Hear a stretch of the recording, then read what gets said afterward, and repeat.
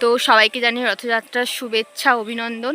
সবাই রথটা খুব ভালো কাটাক, এটাই শুভকামনা করি। সবাইকে ভালো রাখুক ভগবান। তো আজ আমি যে রথ দেখতে যাচ্ছি তোমাদের দেখাবো অবশ্যই। আমাদের এখানটায় বাড়ির কাছে অনেকগুলো রথ আসে।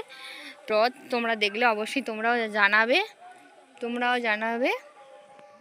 আর আমাদের এখানে কিন্তু অনেকগুলো রথ হয়। আগে আগে রথে কিন্তু ঘোড়া টানতো, তবে এখন ঘোড়া টানে না রথ, এখন মানুষই টানে। তো অবশ্যই তোমাদের দেখাবো।